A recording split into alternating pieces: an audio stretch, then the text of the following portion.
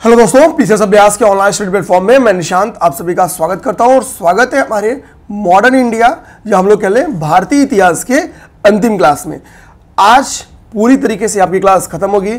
आज हम लोग व्यक्तिगत सत्याग्रह, क्रिप्स मिशन, भारत छोड़ो आंदोलन, कैबिनेट मिशन, माउंटबेटन योजना और कैसे द्विराष्ट्र सिद्धांत फाइनली देश का विभाजन हो जाता है, कांग्रेस के द्वारा इसमें सहमति कैसे बना जाती है, कौन कौन से लोगों ने विरोध किया, बहुत सारी चीज़ें आज हम लोग देखने वाले हैं। तो कुल मिला जुला के भैया व्यक्तिगत सत्याग्रह आपका स्टार्ट होता है 1940 में, देश आजाद होता है 1947 में। 7 साल का ये हिस्ट्री महज 1 घंटे में खत्म होगी। कल हम लोगों ने क्या किया था, पाकिस्तान की कैसे कैसे मांग पड़ी मुस्लिम लीग के अंदर, वो हमने देखा था। इसके साथ साथ जो सेकेंड वर्ल्ड वार का ड्यूरेशन था, जिसमें देखेंगे साम्यवादी घटनाएं बढ़ती हैं, समाजवादी घटनाएं बढ़ती हैं, द्वितीय विश्व युद्ध के क्या क्या परिणाम हुए, इसी बीच में प्रांतीय चुनाव हुए, प्रांतीय चुनाव के क्या क्या रिजल्ट निकले, ये सारी चीजें हम लोग देख चुके थे।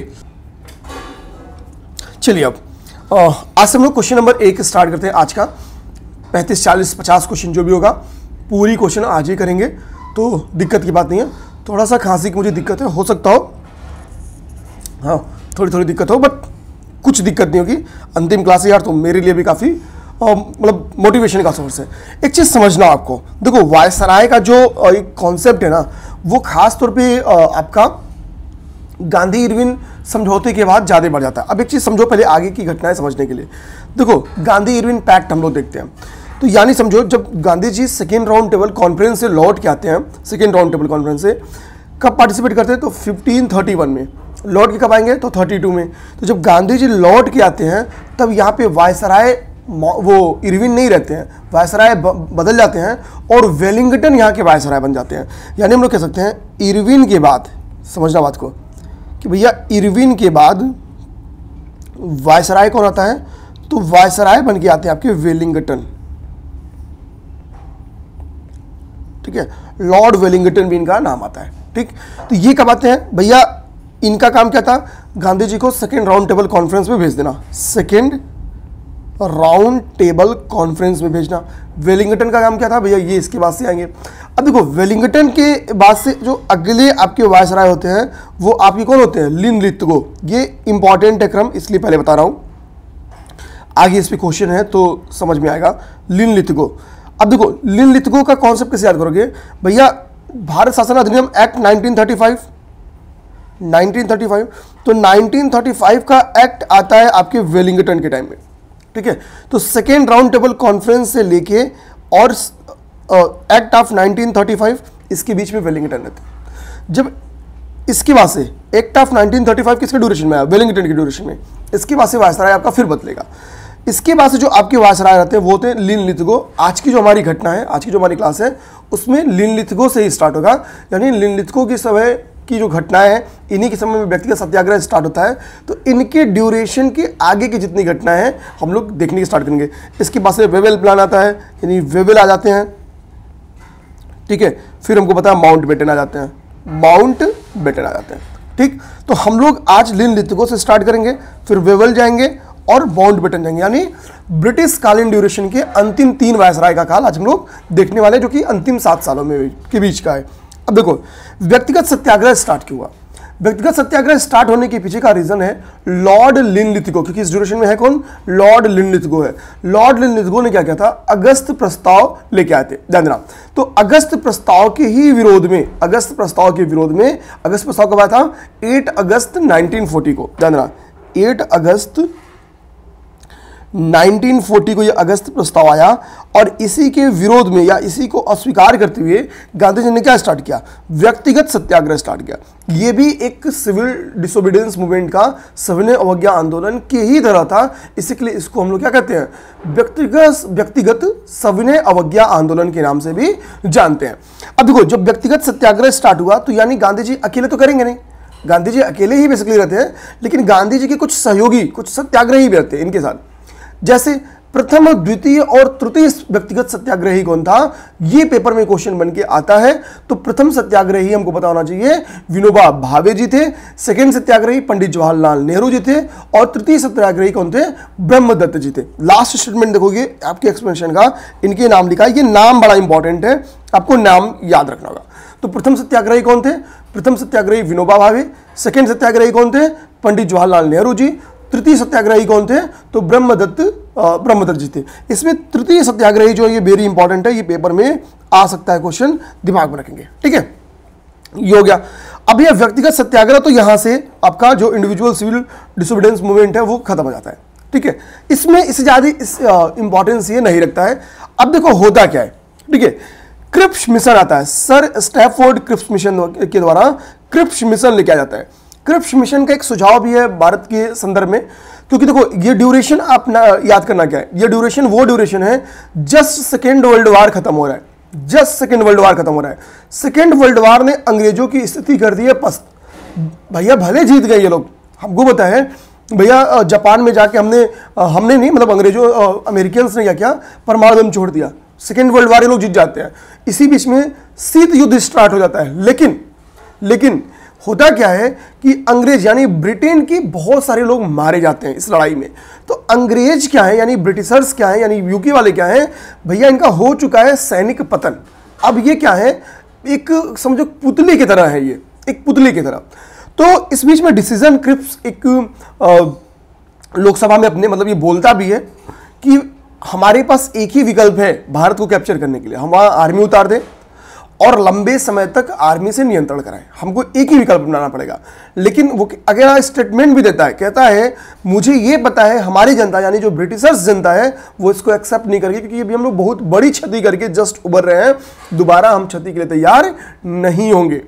तो यानी क्या है कि हम सैनिक रूप से कमजोर हो चुके हैं, अब हम भारत पे कंट्रोल नहीं कर सकते हैं, क्योंकि भारतीय सैनिक भी हमारा साथ नहीं देने चाहते हैं। याद करो नेवल विद्रोह हो रहा है भारत में, तो यानी कुल मिलाजुला के अब देश आजाद कर दो, उनको छोड़ दो, उनको मुक्त कर दो। तो स्टैफोर्ड क्रिप्स का ही आता है। हालांकि क्रिप्स मिशन जब भारत में आता है तो यहाँ की परिस्थितियों का अध्ययन करने के बाद इनके द्वारा स्टेटमेंट दिया जाता है।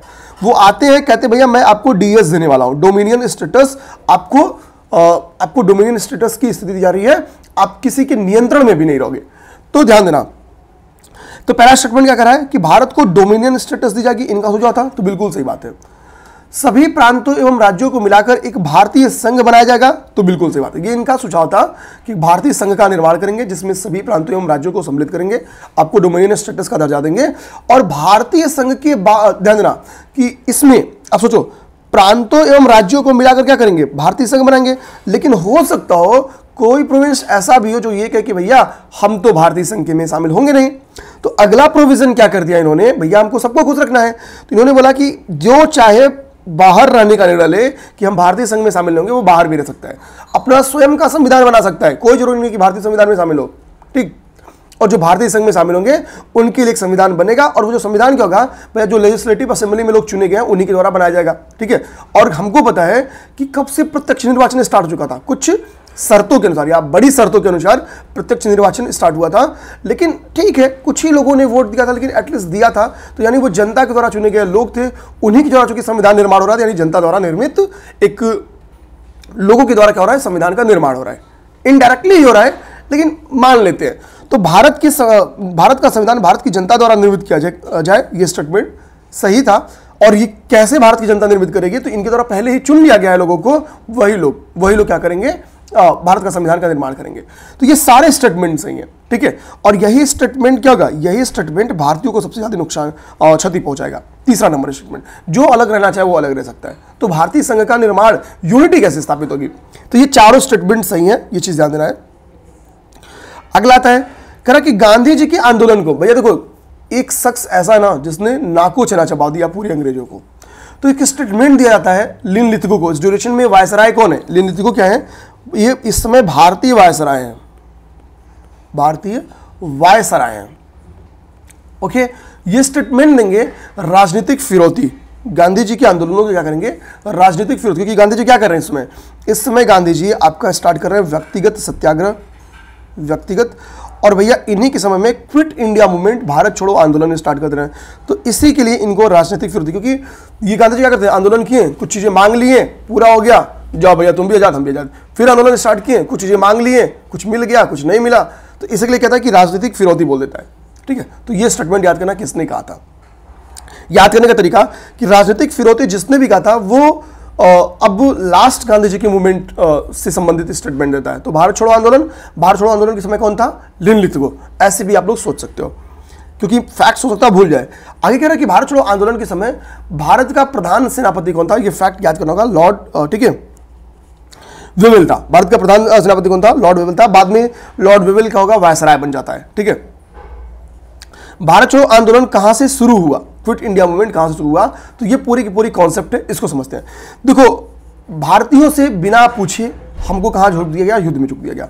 हमने भी डिसाइड किया भैया हम लोग करेंगे, अब क्विट इंडिया मूवमेंट करेंगे। अच्छा, क्विट इंडिया मूवमेंट में पार्टिसिपेट नहीं करती है मुस्लिम लीग। मुस्लिम लीग क्या कहेगी? बांटो और जाओ का नारा देगी। मुस्लिम लीग किसका नारा देगी? बांटो। बांटो मतलब देश का विभाजन करो और जाओ यहां से, ठीक है, विभाजन करो और जाओ, ये अंग्रेजी ये नारा देगी। तो यानी मुस्लिम लीग क्या कर रही है? देश के विभाजन पे काम करेगी, और कांग्रेस क्या करेगी? देश की आजादी और यूनिटी पे काम करेगी। ध्यान देना। अब देखो होता क्या है, 7 to 8 अगस्त को, ये 1942 की घटना है, कांग्रेस की एक मीटिंग होगी। कांग्रेस जो कमेटी थी, वर्किंग कमेटी थी, अखिल भारतीय कांग्रेस कमेटी की बैठक होगी। इस बैठक में डिसाइड किया जाएगा कि भैया एक अंतिम मूवमेंट स्टार्ट करते हैं, गांधी जी विश्वास दिलाएंगे। इस मूवमेंट का हमारा टारगेट होगा कि पूर्ण स्वराज से कम कुछ भी नहीं। अभी ये बात गांधी जी कैसे कर रहे हैं? कमेटी में बोल रहे हैं। तो भैया हमको एक मीटिंग बनना होगा, और हम लोग क्या करेंगे इस मीटिंग में? कभी भी जैसे गांधी जी ने सविनय अवज्ञा आंदोलन स्टार्ट किया, तो सविनय अवज्ञा आंदोलन स्टार्ट करने के पहले कांग्रेस से सहमति जरूरी थी, तो मीटिंग में इसको स्वीकार करवाया जाता था कि हाँ गांधी जी सविनय अवज्ञा आंदोलन स्टार्ट करेंगे। यही काम असहयोग के पहले होता था। यही काम हम लोग हर एक मूवमेंट के पहले कांग्रेस की वर्किंग कमेटी में एक बैठक होती थी, उसमें एक प्रस्ताव रखा जाता था कि भाई ये काम हम करने वाले हैं, क्या करना चाहिए, वहां सहमति बनती थी। उसके बाद से वो बात हम लोग क्या करते थे? भरे मंच से बोलते थे, देश में मूवमेंट चलते थे। अब 8 अगस्त को गांधी जी ने डिसाइड किया, मतलब 7 to 8 अगस्त को ये प्रस्ताव रखा जाता है। फाइनली ये 8 अगस्त का वो दिन रहता है जिसमें हमने क्या किया? क्विट इंडिया मूवमेंट यानी भारत छोड़ो आंदोलन को स्टार्ट कर दिया। ये घटना 8 अगस्त की है। जैसे ही क्विट इंडिया मूवमेंट की हमने घोषणा की, ऑपरेशन 0 आवर चलेगा। Operation 0 hour, OZO, operation 0 hour चलेगा। ऑपरेशन 0 आवर यानी बिना समय गंवाए क्या किया जाएगा? भारत के सभी शीर्ष नेताओं को अरेस्ट कर लिया जाएगा, और गांधी जी को और अन्य सहयोगियों को अलग अलग जेल में रखा जाएगा, ठीक है। ऑपरेशन 0 आवर चलेगा। ऑपरेशन 0 आवर चलते ही जब सारे शीर्ष नेता गिरफ्तार हो गए, तो होगा क्या? अब जो क्विट इंडिया मूवमेंट है, क्यों शीर्ष नेताओं को गिरफ्तार कर लिया गया? ताकि क्विट इंडिया मूवमेंट में कोई लीडर ना रहे। लेकिन गांधी जी इसके पहले भाषण में कुछ स्टेटमेंट दिए हैं। स्टेटमेंट क्या किए हैं?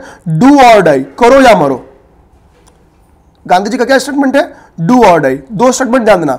इसी बीच में गांधी जी के स्टेटमेंट और देते हैं, भैया हो सकता है हमको गिरफ्तार कर लिया जाए, मैं आपको नेतृत्व ना प्रदान कर सकूं, तो थोड़ी मोड़ी हिंसा जायज है, चलेगी। डू और डाई, करो या मरो। थोड़ा मारना और पड़े तो मारो, ठीक है। अब ये अंतिम समय है। ये कहते हैं पूर्ण स्वराज से कम कुछ नहीं, अब भाषण में बोलेंगे।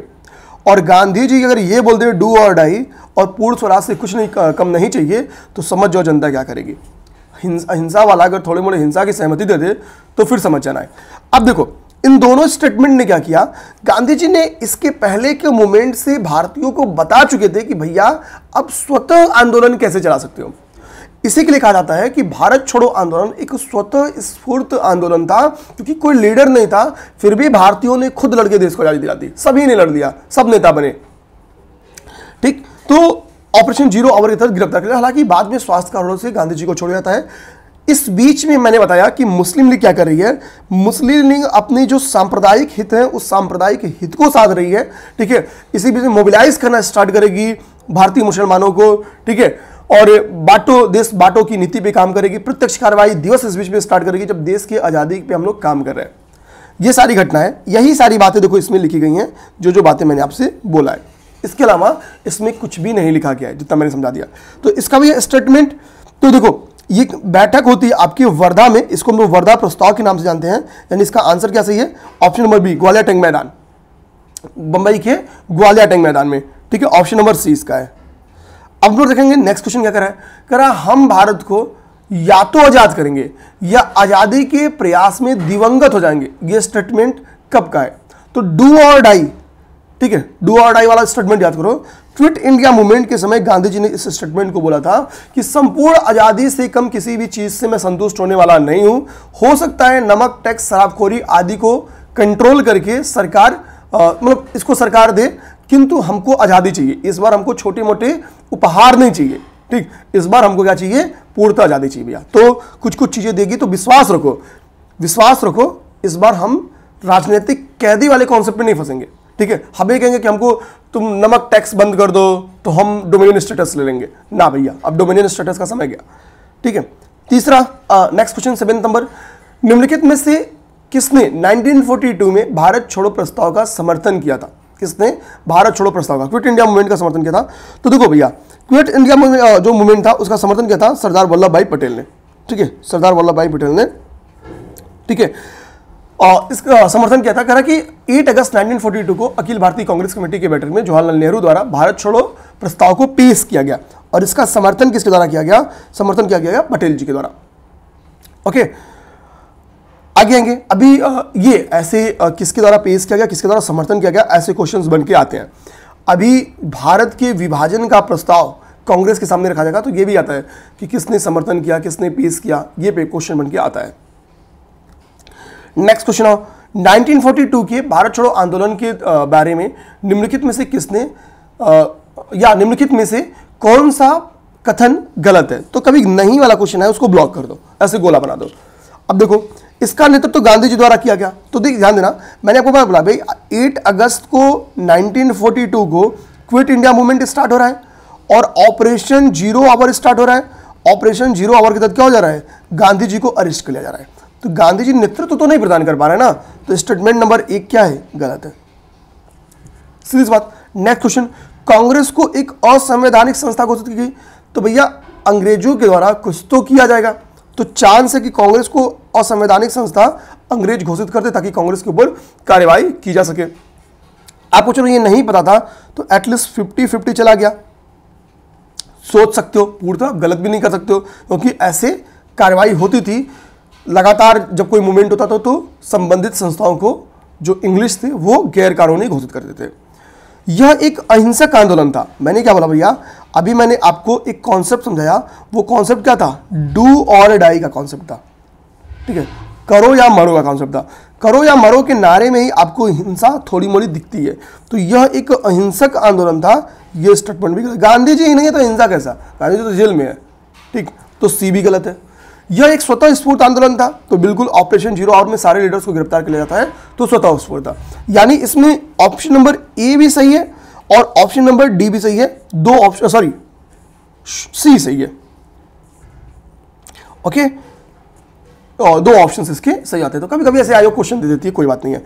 भारत छोड़ो आंदोलन का समर्थन नहीं किया था, किसने भारत छोड़ो आंदोलन का समर्थन नहीं किया था? सोचो, आपको इस क्वेश्चन को कभी भी आ जाए करने में सोचना है कि देखो भैया हमको बताए मुस्लिम लीग ने की होगी, आपके दिमाग में क्या आएगा, मुस्लिम लीग, लेकिन यहां पे कहीं मुस्लिम लीग है आंसर में, नहीं है।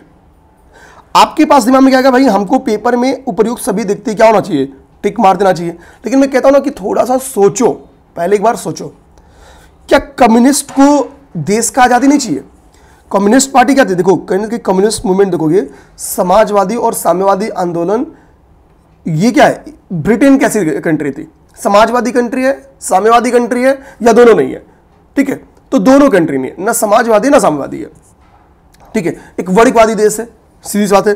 तो यानी कम्युनिस्ट पार्टी का भी उद्देश्य रहेगा कि भैया ये छोड़े देश को, विचारधारा अलग है बिल्कुल, ये वाणिज्यवादी विचारधारा क्या है और ये क्या है, समतावादी, कम्युनिस्ट इंडायरेक्टली समतावादी विचारधारा है, ठीक है, हालांकि ये थोड़ा सा रिजिड समतावादी विचारधारा है। अब हम लोग आते हैं, तो हमारे दिमाग में क्या जाएगा, मुस्लिम लीग जाएगा। ये देखो इसी से समझ में आता है कि ये जब नहीं सही होगा तो उपयुक्त सभी नहीं होगा। तो जो मुस्लिम लीग क्या होगी, नहीं पार्टिसिपेट करेगी, तो मुस्लिम लीग को कोई तो काउंटर कर रहा होगा, भैया तुम धर्म धर्म धर्म धर्म धर्म तुम चिल्ला के नारा दे रहे हो, विभाजन करो और जाओ का नारा, तो तुमको काउंटर करने वाला एक यहां पे पार्टी थी, उसका नाम था हिंदू महासभा, इनको काउंटर कर रही थी। ये यहीं पे क्या करेंगे, हिंदुओं का साथ देना स्टार्ट करेंगे। तो जाहिर सी बात है इनकी जो पॉलिसीज, इनकी जो नीतियां होंगी वो हिंदू समर्थित नीतियां हो जाएंगी, ठीक है, क्योंकि एक पार्टी क्या कर रही है, लगी हुई है मुस्लिम समर्थित नीतियों में। तो इसमें समर्थन किसने नहीं दिया होगा, तो ऑप्शन नंबर ए। इसकी कहना होता है कि आप कांग्रेस अपना सोचे, ठीक, हमारा अपना व्यू है, हम तो भैया जैसे वो मुस्लिम चिल्ला रहे हैं, तो हमारा काम है कि हम हिंदुओं को एकजुट करेंगे, जागरूक करेंगे। ठीक है, तो ये हिंदू महासभा। नेक्स्ट क्वेश्चन क्या आता है, जब भारतीय राष्ट्रीय कांग्रेस ने भारत छोड़ो आंदोलन प्रस्ताव पारित किया, कांग्रेस का अध्यक्ष कौन था? अब समझना, देखो 1941 में, अच्छा मतलब 1941 का अधिवेशन कहाँ हुआ था? 1941 का। इसमें मौलाना अबुल कलाम आजाद क्या होते हैं? ये चुने जाते हैं अध्यक्ष के तौर पे। इसके बाद से 5 साल, अगले 5 साल 42 में, 43 में, 44 में, 45 में और 46 में कांग्रेस का कोई वार्षिक अधिवेशन नहीं होगा, क्योंकि ये ड्यूरेशन क्या है? ये ड्यूरेशन है आपका क्विट इंडिया मूवमेंट का, और क्विट इंडिया मूवमेंट में क्या हुआ है? सारे सिस लीडर्स को गिरफ्तार कर लिया गया। तो इस 5 साल में no session, no yearly session, भैया कोई ईयरली सेशन होगा ही नहीं, कोई वार्षिक अधिवेशन होगा ही नहीं। तो इसका मतलब क्या है कि 41 से लेकर 46 तक अध्यक्षता किसने किया? मौलाना अबुल कलाम आजाद ने। सैद्धांतिक अध्यक्षता किसने किया? कांग्रेस के, तो मौलाना अबुल कलाम आजाद। तो मौलाना अबुल कलाम आजाद कुल कितने सालों तक कांग्रेस के अध्यक्ष रहे? तो टोटल 6 ईयर, टोटल 6 साल तक। ओके, टोटल 6 साल तक। एक फैक्ट और आपको मिल गया। अब क्या कर रहा है? भारत छोड़ो आंदोलन प्रस्ताव कब पारित होगा? 1942, 1942। कौन रहा होगा अध्यक्ष? मौलाना अबुल कलाम। बहुत सिंपल सा फैक्ट, समझ में आना चाहिए आपको। ठीक है, नेक्स्ट क्वेश्चन आ जाओ। भारत छोड़ो आंदोलन के समय निम्नलिखित में से किसने कांग्रेस रेडियो का प्रसारण किया? तो देखो, महिलाओं की भूमिका कभी स्वतंत्रता आंदोलन में आए तो आप सरोजिनी नायडू का नाम लिखना मत। देखो, गांधीयन मूवमेंट से आपको सबसे अच्छी बात क्या समझ आएगी? वुमेन्स पार्टिसिपेशन बढ़ता हुआ नजर आएगा। केवल गांधीयन मूवमेंट में नहीं, क्योंकि गांधीयन मूवमेंट एक हम लोग कह सकते हैं कि अहिंसक मूवमेंट है, और रिवॉल्यूशनरी मूवमेंट से भी संबंध महिलाओं का है। ठीक है, रानी गांडील्यू, ठीक है, जो कि नगा रानी थी, महारानी थी, उनके द्वारा क्या किया गया? अंग्रेजों के विरोध में शस्त्र उठाए गए। ठीक है, उषा मेहता शस्त्र उठाए। ठीक है, तो ये क्या है? ये रिवॉल्यूशनरी मूवमेंट के एग्जांपल्स हैं, आपको दिखाना हो। और बिना शस्त्र विद्रोह में कौन कौन से हैं? अरुणा आशफ अली, ठीक है, अरुणा आशफ अली का नाम आता है, और भी कई सारी पर्सनालिटीज हैं। अभी आगे क्वेश्चन आया हुआ है, तो इनका नाम आप महिलाओं में इसमें शामिल कर सकते हैं। अब क्वेश्चन पहले क्या पूछा ये देखते हैं। भारतीय चुनाव आंदोलन के समय निम्नलिखित किसने कांग्रेस रेडियो का प्रसारण किया? तो उषा मेहता के द्वारा। उषा मेहता का नाम शायद मैंने सशस्त्र विद्रोह में ले लिया। ठीक है, वो कोई घोष करके थी।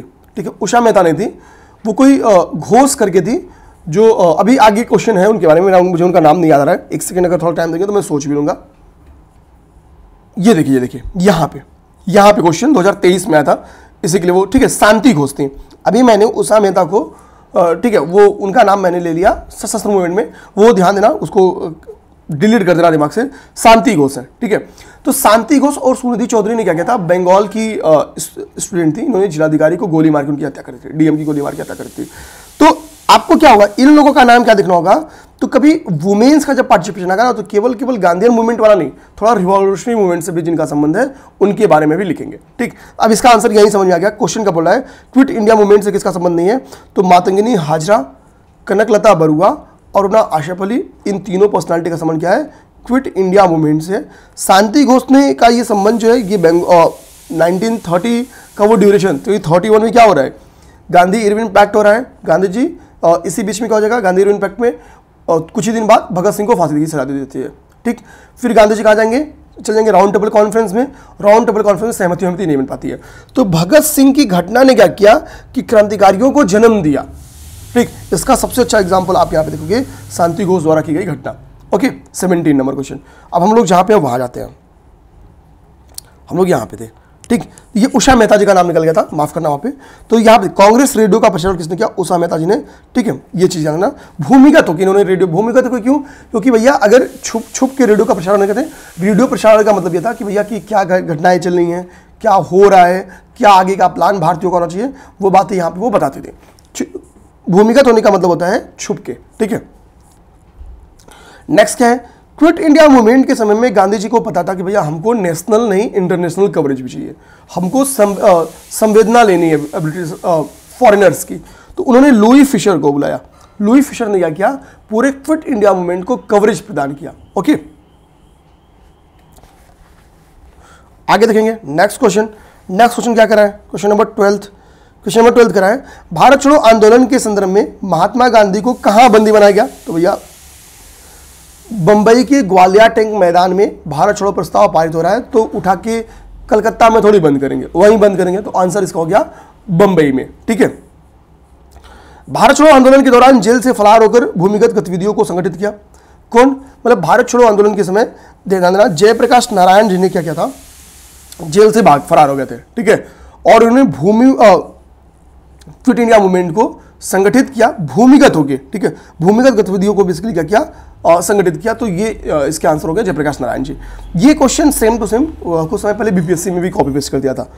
अगला क्वेश्चन देखो, कहना भारत क्विट इंडिया मूवमेंट का रिजल्ट ये था कि इंग्लिश और मुस्लिम कांग्रेस के प्रति समान घृणा के कारण एक दूसरे के नजदीक आ गए। ठीक है, ठीक है, तो ऐसा नहीं है। और अच्छा देखो, क्विट इंडिया मूवमेंट के परिणाम स्वरूप, क्विट इंडिया मूवमेंट का परिणाम तो ये था, घृणा के कारण तो बिल्कुल नहीं। ठीक है, ध्यान देना, एक सेकंड, क्विट इंडिया मूवमेंट के परिणाम स्वरूप अंग्रेज, अच्छा मुझे लगा कि अंग्रेजों के, स्टेटमेंट ये है, भारत छोड़ो आंदोलन के परिणाम स्वरूप अंग्रेजों और मुसलमान कांग्रेस के प्रति समान घृणा के कारण एक दूसरे के नजदीक आ गए। क्योंकि इस ड्यूरेशन में मैंने बोला मुस्लिम लीग क्या कर रही है, मुस्लिम लीग भैया अपना काम कर रही है। ठीक, मुस्लिम लीग अपना काम कर रही है, तो उससे समझ जाओ कि एक घृणा का भाव तो आ ही जाता है, क्योंकि कांग्रेस को हिंदुओं की पार्टी दिखा देंगे। जिन्ना ने ब्रिटिश सरकार के पक्के सहयोगी की तरह कार्य किया, बिल्कुल सही बात है। क्या नारा दिया, बांटो और जाओ, हम आपका मदद कर रहे हैं। जिन्ना पे कंट्रोल नहीं लगा गया, कांग्रेस के लीडर्स को गिरफ्तार करके जेल भेज दिया गया, जिन्ना अपनी मनोकामना पूरा करता रहे। और मुसलमानों को 1942 के कांग्रेस के आंदोलन से दूर रखने के लिए कहा, तो बिल्कुल सही बात है। ठीक है, स्टेटमेंट तो कथन कारण की व्याख्या करता है। यहाँ पे जिन्ना अंग्रेजों को सहयोग दे रहे हैं, यही कारण है, क्योंकि अंग्रेज भी कांग्रेस से घृणा करते थे, जिन्ना भी कांग्रेस से घृणा करते थे। जिन्ना इस वक्त मुस्लिम लीग के सबसे बड़े लीडर हैं, यानी कि मुस्लिम लीग ही कांग्रेस से घृणा करती थी। मुस्लिम लीग इस ड्यूरेशन में कहीं ना कहीं मुसलमानों का हृदय परिवर्तन करने में या मन परिवर्तन करने में सफल हो जाती है। तो ये कॉन्सेप्ट क्या करता है, कथन और कारण की व्याख्या करता है। पहले मैंने स्टेटमेंट ये समझ लिया था, कांग्रेस से घृणा करते थे, मतलब ठीक है, भारत छोड़ो मतलब थोड़ा स्टेटमेंट गलत पड़ जाता, तो इसलिए मैंने इस स्टेटमेंट को काट रहा था। लेकिन बाद में मैं देखा, ठीक है, कि अंग्रेज से तुलना कर रहा है तो बेटर था, मतलब ठीक, तो वो समझ में आ गया। खैर हम लोग नेक्स्ट क्वेश्चन आते हैं, स्वतंत्रता आंदोलन के, ये क्वेश्चन समझ में आया ना? अगर किसी को लगा होगा कि सर समझ में नहीं आया, एक बार दोबारा थोड़ा उड़ गया, 1 मिनट में 10 सेकंड में फिर से समझा देता हूँ।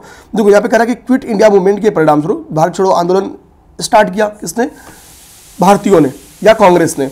तो Congress quit India movement start करेगी तो कौन नाखुश रहेगा? नाखुश तो भाई जो ईस्ट इंडिया कंपनी थी, यानी ब्रिटिशर्स जो थे, यूके वाले थे, वो पहले से थे, घृणा करते थे।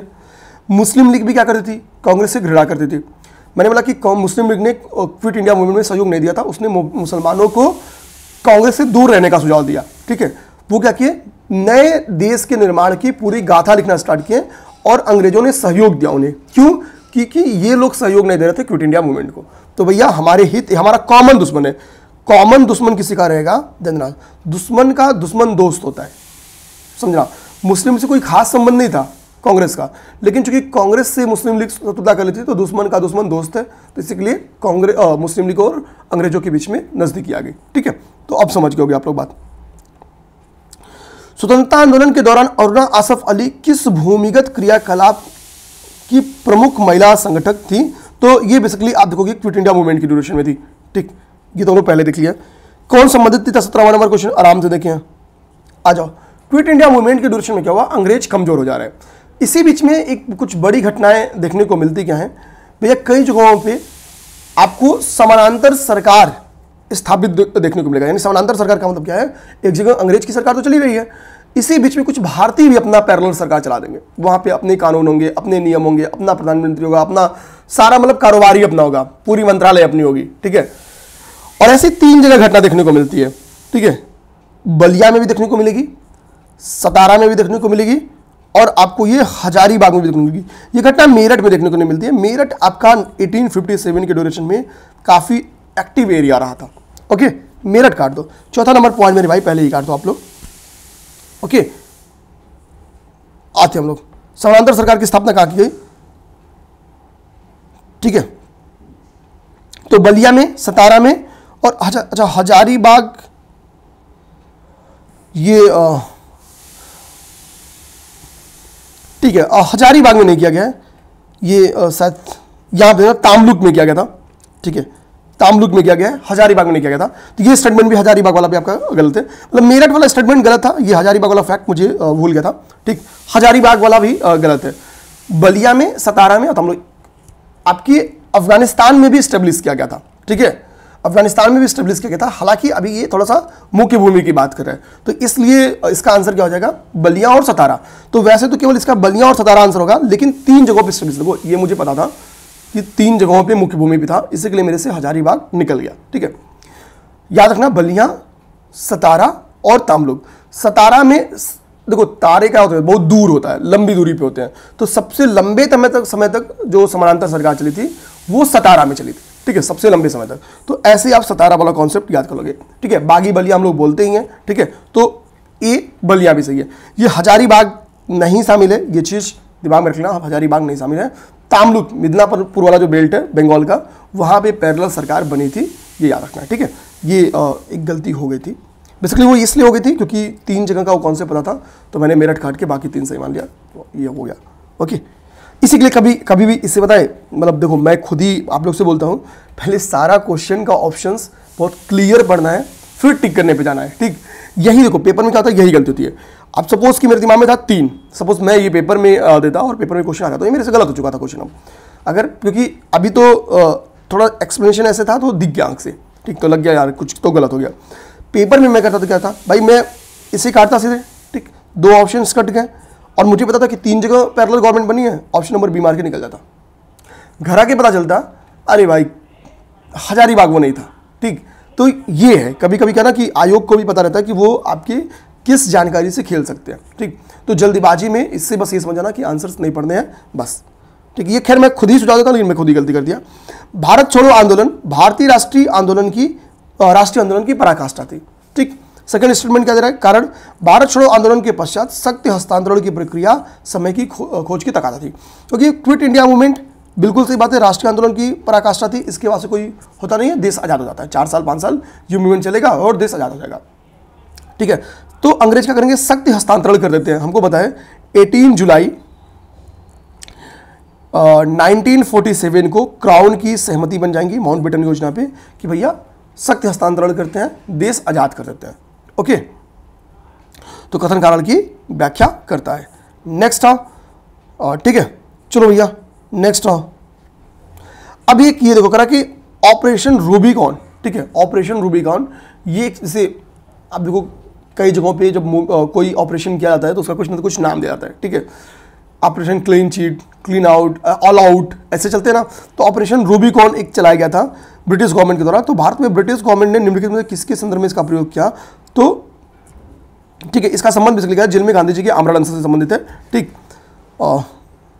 नेक्स्ट हम लोग देखो सबसे इंपॉर्टेंट टॉपिक, भारत छोड़ो मूवमेंट के पहले एक और भी घटना हो रही है सेकेंड वर्ल्ड वॉर के ड्यूरेशन में, वो है आजाद हिंद फौज वाली घटना, ठीक है। देखो जब हम लोग आजाद हिंद फौज हमारे दिमाग में जाता है तो हमारे साथ इससे एक पर्सनालिटी का नाम चला जाता है, सुभाष चंद्र बोस। और इस पर्सनालिटी का नाम आजाद हिंद फौज से जोड़ने के कारण कि आपका आंसर गलत हो जाता है। क्यों, देखो आजाद हिंद फौज की निर्माण नहीं किया सुभाष चंद्र बोस ने, समझना, नेतृत्व इनको दे दिया गया है इन 1943 में। लेकिन ध्यान देना सेकेंड वर्ल्ड वॉर में क्या हुआ था, मलय अभियान चला था। सेकेंड वर्ल्ड वॉर के ड्यूरेशन में मलय अभियान चलता है। उस मलय अभियान के समय ध्यान देना है, मलय अभियान किसके विरुद्ध चलता है, उधर से जापान एक अग्रणी देश था, इनडायरेक्टली हम लोग कहते हैं कि एक बड़ी एरिया पे जीत चुकी थी जापान, ठीक। चांस था कि भारत आने वाले समय में जापान का गुलाम बन जाए, ठीक।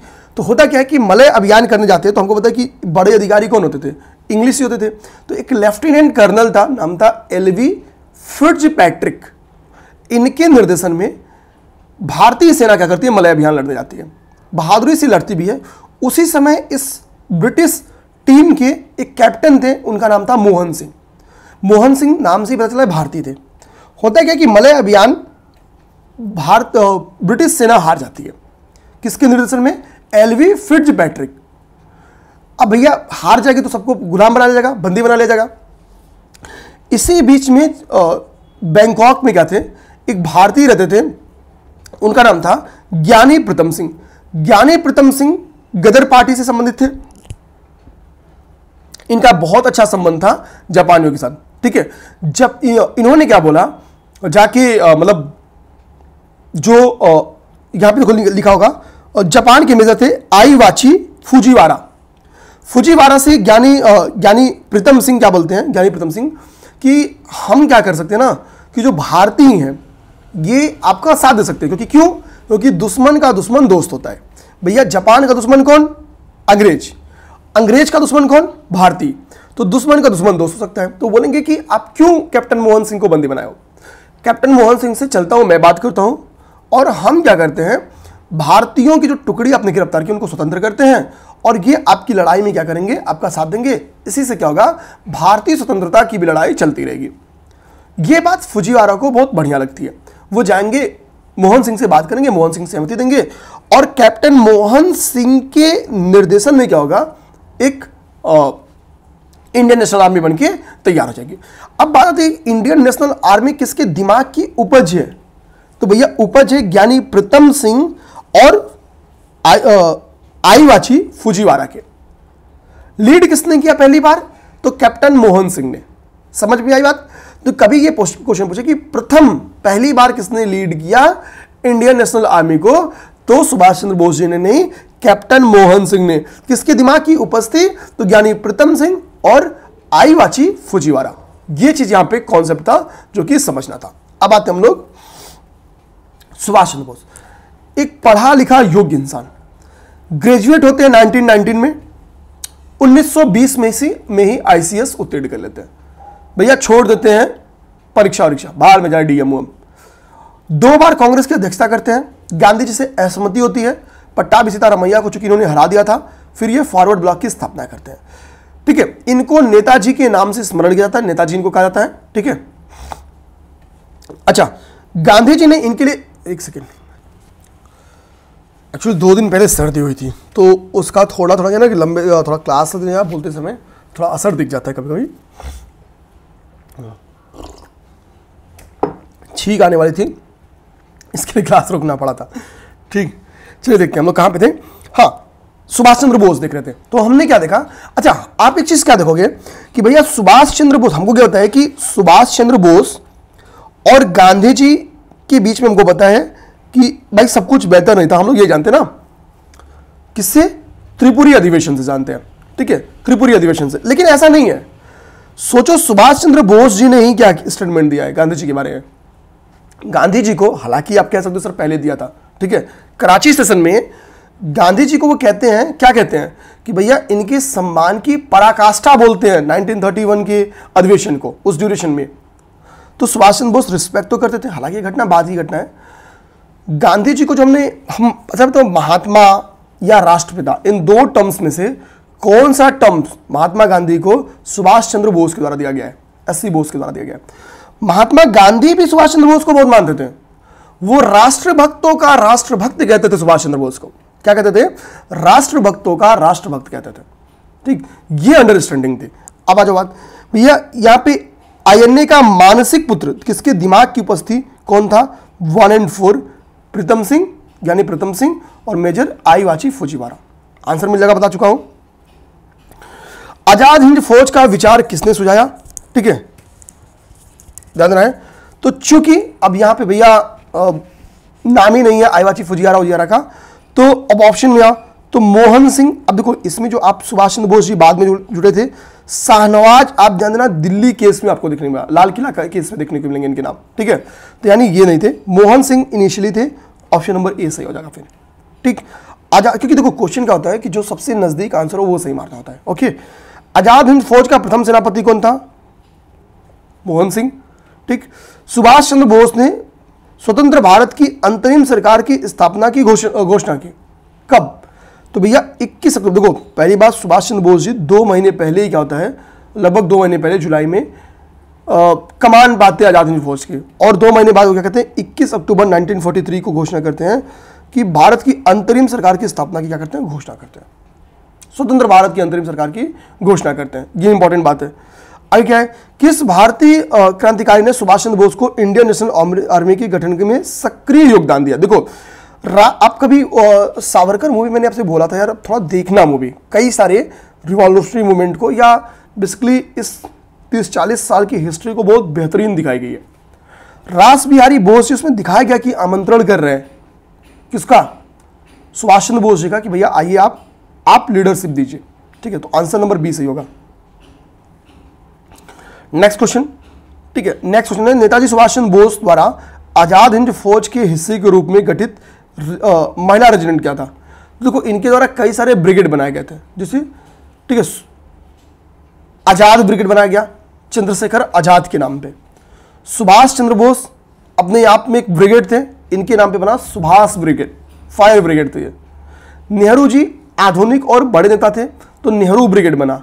गांधी ब्रिगेड बना, यानी तत्कालीन जो भारतीय लीडर थे उनके नाम पे एक एक ब्रिगेड एक एक बनाया गया। महिला भी शामिल हो इस मूवमेंट में, ठीक है, या इंडियन नेशनल आर्मी से, तो रानी लक्ष्मीबाई ब्रिगेड बना। ठीक है, क्योंकि सबसे बेटर एग्जांपल कौन थी, रानी लक्ष्मीबाई, तो रानी लक्ष्मीबाई ब्रिगेड बनता है। तो ऑप्शन इसका 20 सही है, झांसी की रानी ब्रिगेड। नेक्स्ट आते हैं, नेक्स्ट क्या कह रहा है, आजाद हिंद फौज से कौन जुड़ा नहीं था। मैंने बोला आप जब दिल्ली केस पढ़ते हो तो दिल्ली केस में आपको पता चलेगा कि खुला केस था, ओपन हियरिंग की। इसमें शाहनवाज को 7 ईयर की सजा दे दी गई, साथ ही साथ 3 भारतीयों को जिनका संबंध आईएनए से था उनको क्या किया गया, फांसी की सजा दे दी गई। ठीक है, इसमें कौन थे, पीके सहगल थे, पीके सहगल के साथ कौन थे, गुरबख्श सिंह थे, और ठीक है शाहनवाज को 7 साल की सजा नहीं, ठीक है क्या हो जा रहा है भाई बर्बाद। ठीक है, शाहनवाज को भी फांसी की सजा दी गई थी, 7 साल की सजा आपकी रशीद अली को दी गई थी। ठीक है, आज ये दूसरा फैक्ट था जो थोड़ा सा निकल गया गलत। ठीक है, ध्यान देना, आज ये दूसरा फैक्ट है, मतलब भाई ऐसा आज क्या चल रहा है। पीके सहगल, ठीक है, इनका पूरा नाम है प्रेम कुमार सहगल, शाहनवाज, इन दोनों को फांसी की सजा दी गई थी। देना फांसी। इसमें जो रशीद अली हैं इनको 7 ईयर 7 वर्ष की कारावास की सजा दी गई थी। ओके, अब इसमें एक बात आपके बचते हैं, गुरबख्श सिंह को क्या किया गया था, गुरबख्श सिंह को भी फांसी की सजा, यानी 3 भारतीयों को फांसी की सजा दी गई थी।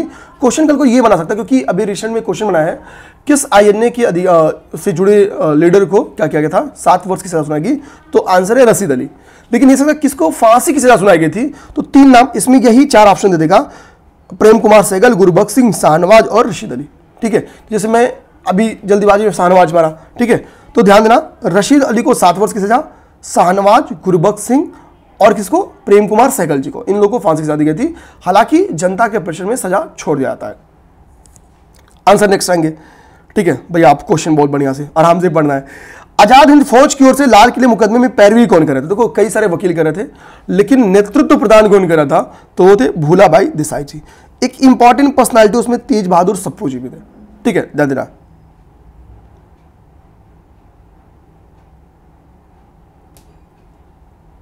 ठीक है, अच्छा अब यहां पे एक बार देखो क्या कह रहा है कि भाई कौन कौन थे, कैलाशनाथ काटजू जी थे, सर तेज बहादुर सप्रू जी थे। ये देखना, कैलाशनाथ काटजू जी का नाम आप ये दूसरी बार सुन रहे हो क्लास में। ठीक है, तेज बहादुर सप्रू जी शामिल थे। देखो जवाहरलाल नेहरू यानी छोटे नेहरू भाई एडवोकेट थे, तो जितने एडवोकेट थे लगभग सभी लोग आ गए थे। आसफ अली थे, भूलाबाई देसाई ने तो भाई नेतृत्व ही प्रदान किया जाता, तो इसमें केवल आसफ अली जी का नाम हो सकता हो, आप लोग दिमाग से उतर जाए।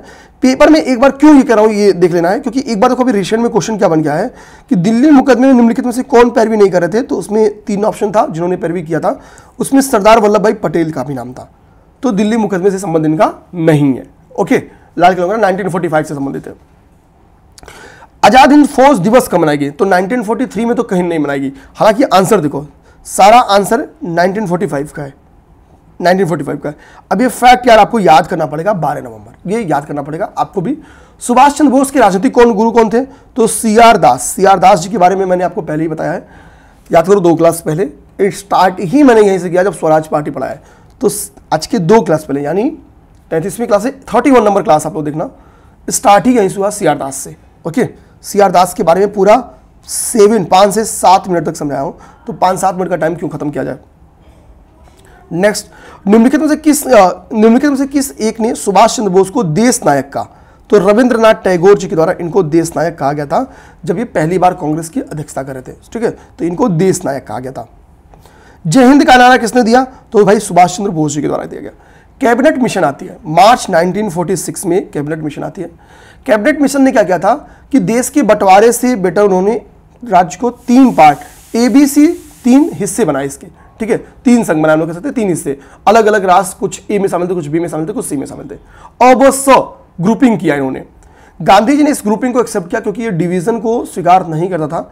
तो गांधी जी इसको कहते हैं जो तत्कालीन परिस्थितियां हैं, इसी मिशन को या इसी योजना को गांधी जी क्या कहते हैं, यह योजना उन सभी परिस्थितियों के परिप्रेक्ष्य में सबसे उत्कृष्ट थी। यानी जो वर्तमान परिस्थितियां, देश के विभाजन की सांप्रदायिक परिस्थितियां, कम्युनल परिस्थितियां विद्यमान हैं, उनमें सबसे बेस्ट योजना थी, क्योंकि इसमें ऐसे बीज मौजूद थे जिनसे दुख की मारी इस भारत की भूमि यातना से मुक्त हो सकती थी। ऐसे चांसेस थे। हालांकि इसमें डिवीजन नहीं था, तो इसको मुस्लिम लीग एक्सेप्ट नहीं करेगी, क्योंकि मुस्लिम लीग ने अंग्रेजों का साथ ही क्यों दिया था, बांटो और जाओ। तो सिंपल सी बात है, मुस्लिम लीग इसको एक्सेप्ट नहीं करेगी। ओके, गांधी जी के द्वारा एक्सेप्ट किया गया था, कांग्रेस के द्वारा इसको एक्सेप्ट किया गया था कि नहीं, बताओ। तो मैंने क्या बोला आपसे कि भैया मार्च 1946 में आई थी, ठीक है, गांधी जी, MG महात्मा गांधी के द्वारा एक्सेप्ट किया गया था, लेकिन कांग्रेस के द्वारा क्या, कांग्रेस का क्या स्टैंड था, कांग्रेस का स्टेटमेंट यस था या नो था। मुस्लिम लीग का तो मैंने आपको बता दिया नो था। ओके, तो कैबिनेट मिशन आया था सर, ठीक है, किसके नेतृत्व में, तो पैथिक लॉरेंस के नेतृत्व में। आगे आइए, त्रिस्तरीय शासन व्यवस्था किसमें था, तो कैबिनेट मिशन में था। ओके, आ जाइए, 1946 में मुस्लिम लीग ने कैबिनेट मिशन प्लान को अपनी स्वीकृति वापस ले ली। सही है, तो बिल्कुल सही है, स्वीकृति वापस ले ली थी, सहमति नहीं था। 1946 में गठित अंतरिम सरकार में मुस्लिम लीग शामिल हुई थी। देखो भैया, मुस्लिम लीग शामिल हुई थी, इसमें कोई दो राय नहीं है, लेकिन तत्काल में नहीं शामिल हुई थी, बाद में मुस्लिम लीग शामिल हुई थी। ठीक है, सितंबर में जब सरकार का गठन होता है तब ये शामिल नहीं थी। ओके, तो शामिल तो हुई थी, कथन कारण की इसमें व्याख्या नहीं करता, क्योंकि दोनों अलग अलग बातें बोल रहा है, तो कोई जुड़ा ही नहीं है। तो ऑप्शन नंबर इसका बी सही है। अब तक हमने कितना क्वेश्चन देख लिया लगभग, मतलब क्लास तो आज ही खत्म करना भाई, इसमें ब्रेक नहीं लेना। 15 क्वेश्चन इधर हो गया और इधर भी तो 15 क्वेश्चन होगा, 20 क्वेश्चन, 35 क्वेश्चन तक हम लोग कंप्लीट कर चुके हैं, क्योंकि क्लास 50 मिनट होने जा रहा है, मतलब 47 मिनट हो गया, 35 क्वेश्चन हम लोगों ने कंप्लीट कर लिया। नेक्स्ट क्वेश्चन, अब देखो भैया, यहाँ पे अगला क्वेश्चन क्या कह रहा है, तीसरा नंबर क्वेश्चन हो गया, चौथा नंबर क्वेश्चन, हाँ, कि चौथा नंबर तो डिस्कस ही हो गया। 5वां नंबर क्वेश्चन, कैबिनेट मिशन में भारत आगमन के समय भारतीय राष्ट्रीय कांग्रेस के अध्यक्ष कौन थे? बहुत आसान सा बात है, ठीक है, मौलाना अबुल कलाम आजाद। कब आ रही है? क्योंकि 1947 के पहले वही थे मौलाना अबुल कलाम, ये भी डिस्कस कर चुके हम लोग।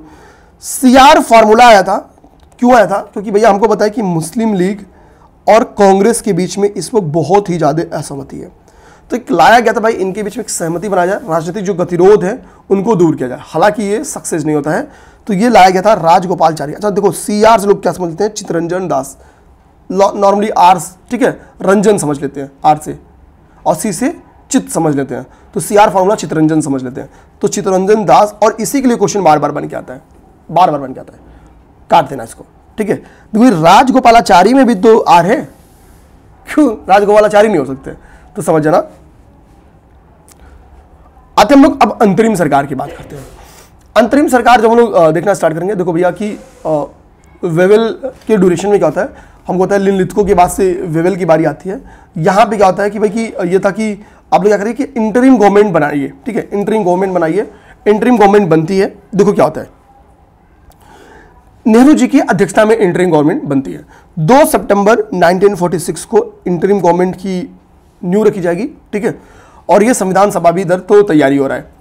अब क्या होता है, इस इंटरिम गवर्नमेंट में मुस्लिम लीग पार्टिसिपेट नहीं करेगी, बोलेगी नहीं भैया हम तो ये भारतीयों का है, हम भारतीय थोड़ी हैं, ठीक, ये तो एकदम अलग ही ढर्रे पे चल रहे थे, सलग था इनके दिमाग में राजनीतिक। तो इसमें आंसर ऐसे देखोगे तो इसका आंसर हो जाएगा C। अब आ जाओ, अब जब इंटरिम गवर्नमेंट बन रही है तो मंत्रालय, 12 मंत्री कांग्रेस के शामिल थे, तो कुछ मंत्री, वित्त मंत्रालय किसे दिया गया, रेलवे किसको दिया गया, ठीक है, ऐसे क्वेश्चंस बन के आते हैं। तो अंतरिम गवर्नमेंट में रेलवे किसको दिया गया? रेलवे, क्योंकि रेलवे मिनिस्ट्री, रेलवे इसका कंट्रीब्यूशन बहुत ज़्यादा है, देश की आज़ादी में भी कंट्रीब्यूशन भाई रेलवे का, ध्यान देना। तो आशिफ अली को दिया गया था रेलवे। और जब बाद में मुस्लिम लीग को इसमें शामिल कराया जाता है अक्टूबर में, कांग्रेस के 3 मेंबर्स का ध्यान रखना रिजाइन करा जाता है और मुस्लिम लीग के 5 मेंबर की एंट्री कराई जाती है अक्टूबर माह में। 1 महीने बाद इनकी एंट्री करा जाती है वेवेल के सुझाव पे, ठीक है, वेवेल के सुझाव पे। अब कांग्रेस के 3 जो लोग निकले हैं इनका नेम इंपॉर्टेंट है, आगे लिखा हुआ देख लेंगे। जो इसमें शामिल हुए हैं वो इंपॉर्टेंट है, इनको कौन सा मंत्रालय दिया गया ये इंपॉर्टेंट है। इसमें सबसे इंपॉर्टेंट है लियाकत अली का। कांग्रेस से यही गलती होती है, इनको एक बहुत बड़ा डिपार्टमेंट दे देती है, वो है फाइनेंस मिनिस्ट्री, ठीक है। और जब पैसे की जरूरत थी तो फाइनेंस मिनिस्ट्री बिल ही नहीं पास करेगी। ये मुस्लिम लीग वाले थे भैया, ठीक। आंसर आते हैं। अब क्या करा है, निम्नलिखित में से कौन सी सरकार में मंत्री नहीं थे? तो देखो भैया अबुल कलाम आजाद भी मंत्री नहीं थे, अंतरिम गवर्नमेंट में डॉक्टर BR अंबेडकर जी भी मंत्री नहीं थे, ओके, ये दोनों लोग मंत्री नहीं थे। देखो लियाकत अली खां बिल्कुल मंत्री थे, अभी हमने देखा इनको क्या कौन सी मंत्रालय दिया गया था, वित्त मंत्रालय दिया गया था। लेकिन ध्यान देना 2 सितंबर को क्या ये बने थे मंत्री? नहीं, अक्टूबर में मुस्लिम लीग एंट्री करती है तो ये अक्टूबर में बने थे। तो चूंकि डेट की वजह से ये आंसर नंबर बी भी इस सटीक ऑप्शन में बैठता, क्योंकि क्वेश्चन क्या पूछा है, कौन मंत्री नहीं था डेट के अनुसार, इसी के लिए ये पेपर से हट गया ऑप्शन नंबर बी और सी, क्योंकि इसका दोनों आंसर सही थे, ओके। आते हैं नेक्स्ट क्वेश्चन, सीधी कार्यवाही दिवस कब मनाए गए? तो 16 अगस्त 1946 को, ठीक है। खून खराबा मच गया, सांप्रदायिक घटनाएं बढ़ गई, इसी के लिए कहा जाता है कि इस ड्यूरेशन में जब कॉन्स्टिट्यूशन का निर्माण हो रहा है, इंटरिम गवर्नमेंट बैठ रहा है, तो गांधी जी यहाँ पे इंटरेस्ट नहीं लेते हैं। मुस्लिम लीग की नीतियों ने क्या किया, सांप्रदायिक घटनाओं को बढ़ा दिया। गांधी जी सांप्रदायिक घटनाओं को रोकने में पार्टिसिपेट करते हैं, ऑप्शन नंबर डी हो जाता है। अब आता है भारत का विभाजन और स्वतंत्रता, 15 क्वेश्चन होगा, आंसर खत्म हो जाएगा। माउंटबेटन योजना आती है, माउंटबेटन योजना आती है 3 जून 1947 को।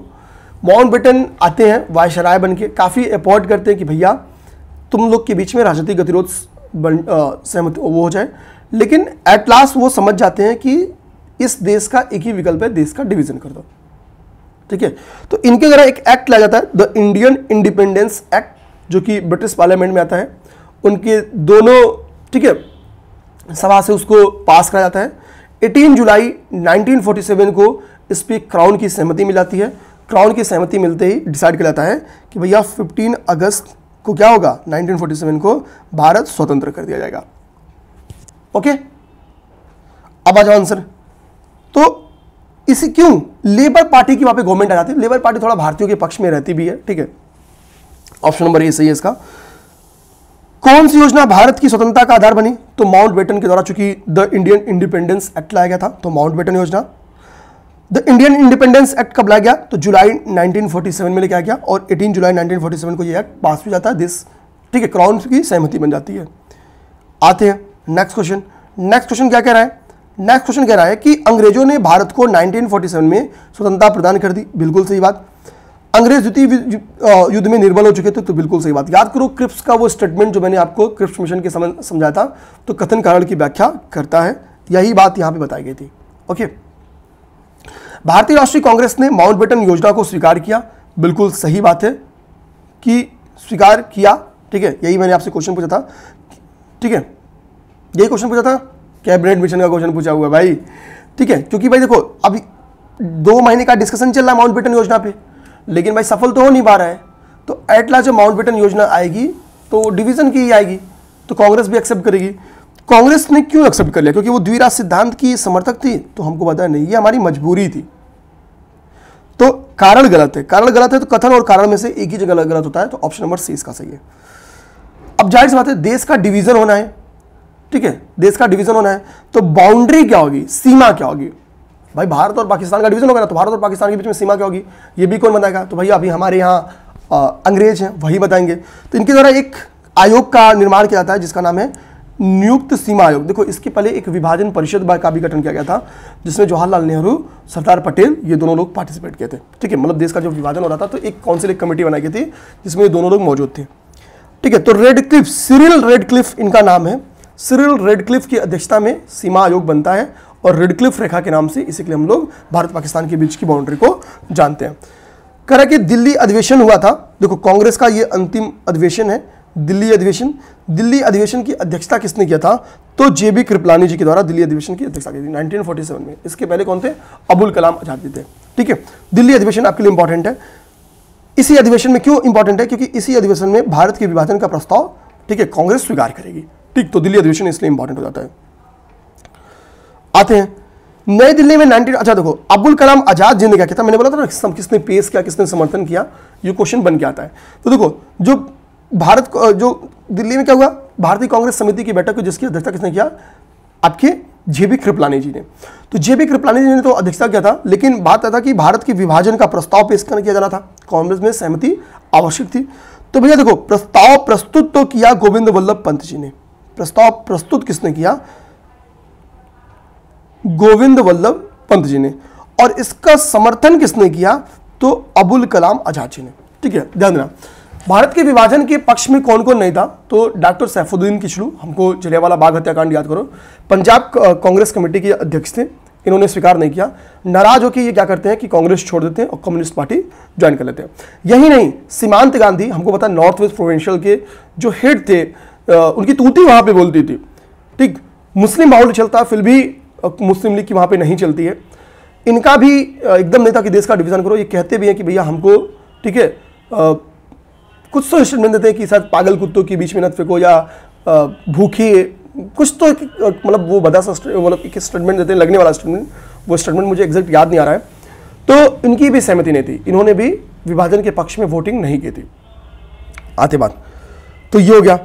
आगे क्या कह रहा है कि डॉक्टर सैफुद्दीन किचलू काफ़ी नाराज थे, वो तो कांग्रेस के स्टेट काउंसिल के अध्यक्ष भी थे, लेकिन उन्होंने कहा कि राष्ट्रवाद का संप्रदायवाद के पक्ष में समर्पण है। ठीक है, क्योंकि कांग्रेस क्या है, नाम क्या है, इंडियन नेशनल कांग्रेस। राष्ट्रवाद क्या कर रही है, संप्रदायवाद की तरफ झुक जा रही है। संप्रदायवाद के कारण क्या हो रहा है, देश का डिवीजन कर दे रही है। तो ये स्टेटमेंट था डॉक्टर किचलू का। भारत विभाजन के विपक्ष में मतदान किसने किया था? तो मैंने बताया खान अब्दुल गफ्फार खां, जिनको हम लोग सीमांत गांधी कहते हैं, डॉक्टर किचलू, और इनके साथ देखो पुरुषोत्तम दास टंडन जी थे, पुरुषोत्तम दास टंडन जी। इन लोगों ने भारत के विभाजन के विपक्ष में मतदान किया था। नेक्स्ट देखोगे, सारे जहां से अच्छा हिंदुस्तान हमारा, जो इकबाल जी का गीत था, इसको सुचेता कृपलानी जी के द्वारा क्या किया गया था? 15 अगस्त 1947 को जब देश आजाद हो रहा था, तो ये गाना इनके द्वारा गाया गया था। पहले अवसर पर भारत के प्रधानमंत्री की नियुक्ति कौन किया? तो चूंकि राष्ट्रपति थे नहीं, ठीक, तो जाहिर बात है कि तत्कालीन गवर्नर जनरल कौन था? तो वो माउंटबेटन थे। स्वतंत्र भारत के भी पहले गवर्नर जनरल कौन रहते हैं अंग्रेज में? तो वो लॉर्ड माउंटबेटन। बाद में कौन बन जाते हैं? तो चक्रवर्ती राजगोपालाचारी। इसी के लिए हम लोग क्या कहते हैं, चक्रवर्ती से सी हो गया और राजगोपालाचारी से आर हो गया। तो सी आर फॉर्मूला समझ जाओ यहां से। ओके, चित्तरंजन दास नहीं होगा, सी राजगोपालाचारी हम लोग इसको कहते हैं, इसलिए इनके कहते हैं। अब आंसर क्या हो गया भैया इसका? Lord Mountbatten. भारत के पहले विधि मंत्री कौन बनाए गए? देखो, चूंकि बी आर अम्बेडकर जी चुनाव हार गए थे, ठीक है, ये, लेकिन कांग्रेस ने अपने मेंबर का इस्तीफा दिवा के इनको फिर से चुना।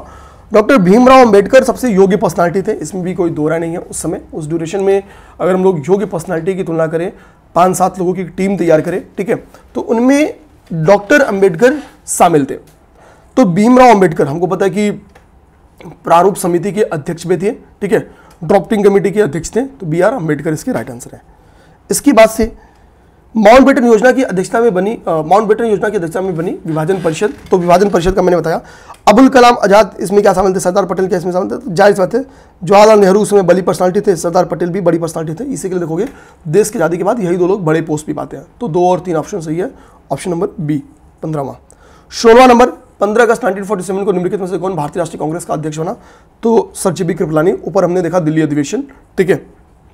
17वां नंबर क्वेश्चन, अगस्त 1947 में भारतीय स्वतंत्रता दिवस के समारोह में निम्नलिखित में से कौन कहीं भी सम्मिलित नहीं हुआ? तो मैंने आपको बोला कि कांग्रेस जो मुस्लिम लीग की नीतियां थी वो सांप्रदायिक नीतियां थी, सांप्रदायिक घटनाएं बढ़ जा रही थी। तो गांधी जी का क्या था कि वे कि अहिंसक थे, ठीक है, तो हिंसा रोकना इनका काम था। इसीलिए चूंकि इनको मुस्लिम और हिंदू सभी लोग सम्मान करते थे, तो गांधी जी उन कामों में लग गए थे। भारतीय राष्ट्रवाद ब्रिटिश राज का एक शिशु है, ये स्टेटमेंट किसका था? तो आर कोपलैंड का स्टेटमेंट था। आपको बस याद करना होगा, फैक्ट है, आर कोपलैंड का स्टेटमेंट है, भारतीय राष्ट्रवाद ब्रिटिश राज का शिशु है। नेक्स्ट क्वेश्चन, भारतीय शासन की सबसे अधिक महत्वपूर्ण उपलब्धि भारत का एकीकरण था। निम्नलिखित में से किसका स्टेटमेंट है?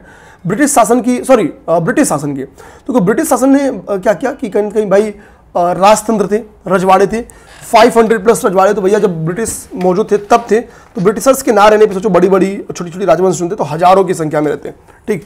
तो एकीकरण तो असंभव था, ठीक, क्योंकि देश का एकीकरण क्या हुआ है भाई, मौर्य के समय देखने को मिलता है, गुप्तों के समय देखने को मिलता है, फिर कुछ डायनेस्टीज आती हैं नॉर्थ और साउथ में, उन्होंने एकीकरण किया, एटलीस्ट एक ही तो डायनेस्टी बड़ी बड़ी थी। फिर मुस्लिम डायनेस्टी आती है, ठीक। तो उस समय हम लोग देखेंगे कि खासतौर पे अकबर के ड्यूरेशन में एक लंबी हिस्सा क्या है, एक एकीकरण का हिस्सा है, ठीक, यानी एक तंत्र है।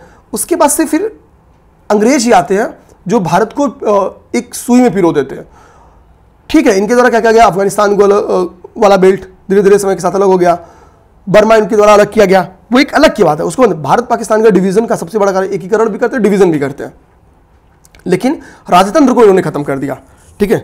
तो ये था कियम पडिक्कर ये स्टेटमेंट। भारतीय संघ में रजवाड़ों के विलय की अधिकाधिक किस सन में हुआ, अधिकाधिक विलय किस सन में हुआ? तो देखो मैक्सिमम लोगों का विलय तो 1947 में हो चुका था। ये स्टेटमेंट कभी भी क्लियर स्टेटमेंट पढ़ना है। भारतीय संघ में रजवाड़ों का विलय अधिकाधिक किस सन में हुआ, मैक्सिमम किस सन में विलय हो गया? तो भैया 1947, केवल 3 लोग को छोड़ के, जम्मू कश्मीर, हैदराबाद, जूनागढ़।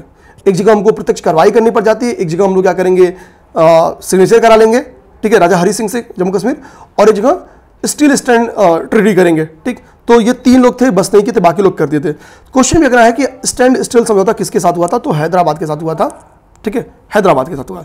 तो इस तरीके से हमारा मॉडर्न इंडिया कंप्लीट हो जाता है। लगभग 1 घंटे की क्लास रही, ठीक है, और उम्मीद करेंगे चीज़ें बहुत बेहतरीन खत्म हुई हो, ठीक। 1-2 फैक्ट्स आज थोड़ा गलती निकल रहा था फ्लो में, क्योंकि अंतिम क्लास थी और मेरी स्पीड तेज थी, क्योंकि क्वेश्चन ज़्यादा था। क्वेश्चन ज़्यादा क्यों था, देखो कि अभी 21 क्वेश्चन हम लोगों ने यहाँ पे किया, बीच में 15 क्वेश्चन यहाँ पे था, 5 क्वेश्चन, तो 21-5-26 क्वेश्चन इंटरिम गवर्नमेंट के, 6 क्वेश्चन यहाँ पे थे कैबिनेट मिशन के, तो 21-6-27 क्वेश्चन, 13 क्वेश्चन आजाद हिंद फौज थे, तो 27-30-40 क्वेश्चन हो गया। आजाद हिंद फौज तक आपका 40 क्वेश्चन आ गया, और उसके पहले हमने 20 क्वेश्चन किया था, नहीं 60 क्वेश्चन हम लोगों को करना था। तो मुझे लगा था यार छोड़ेंगे नहीं, ठीक है, क्योंकि एवरेज 40 क्वेश्चन हम लोग 45 क्वेश्चन के करीब में कर रहे थे, आज थोड़ा ज़्यादा क्वेश्चन था, तो एक स्पीड दिमाग में थी, तो एक आध गलतियाँ निकली, हालांकि मैंने उसको जस्ट वहीं पे सुधार करा दिया है, ठीक है। कल से ज्योग्राफी स्टार्ट होगी बेहतरीन तरीके से। मिलते हैं नेक्स्ट क्लास में। जय हिंद, जय भारत।